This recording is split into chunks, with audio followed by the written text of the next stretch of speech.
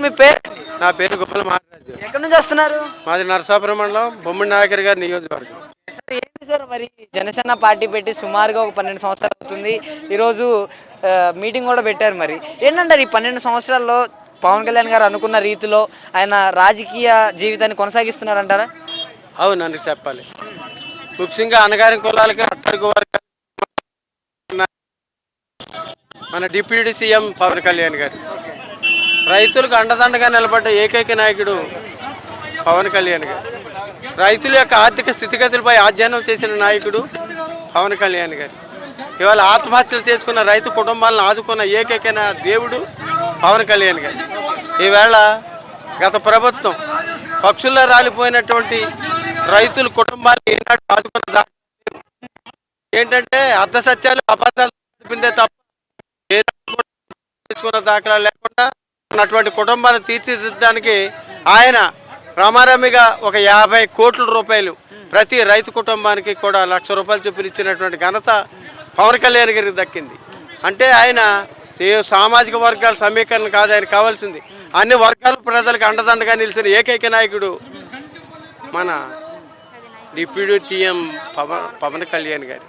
ఎందుకు చెప్పాల్సి వస్తుందంటే ఆయనకి కులాలు లేవు, మతాలు లేవు, అన్ని వర్గాలకి అధికారం కావాలనే తపన పడ్డ ఏకైక నాయకుడు పవన్ కళ్యాణ్ గారిని ఈ సందర్భంగా తెలియజేస్తున్నా.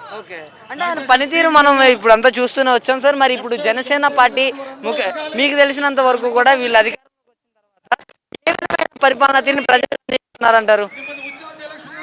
ఏమైనా సంక్షేమ పథకాలు సక్రమైన రీతిలో అందించడానికి దగ్గరలో ఉన్నాయి.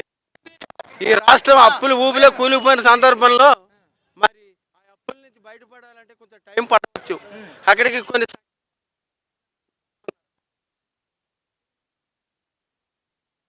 వైసీపీ నేతల మాటల్లో మనం వింటున్నాం కదా, 40% ఓట్ షేర్ ఉంది, ప్రజలకి కూటమి ప్రభుత్వం మీద నమ్మకం పోయింది, మళ్ళీ మేమే అధికారంలోకి వస్తామని జగన్ చెప్తున్నారు. ఆడలేక ఓడాడని మీరు చెప్పే మాటలకని చేసే పనులకి ఏమీ పొంతన లేదు.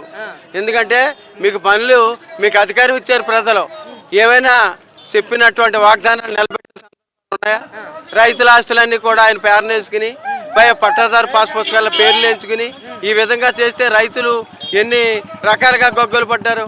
పవన్ కళ్యాణ్ గారు ఒక కార్పొరేటర్కి ఎక్కువ, ఎమ్మెల్యేకి తక్కువ అనేసి కూడా మాట్లాడుతున్నారు జగన్ గారు. ఏమండి తగ్గే కొలిది ఎవరో తనకు తాను తగ్గించుకున్నవాడే 10గురిలో హెచ్చింపబడతాడని ఈ భారతదేశంలో హెచ్చింపబడిన ఏకైక నాయకుడు పవన్ కళ్యాణ్ గారిని సందర్భంగా తెలియజేస్తా ఉన్నా.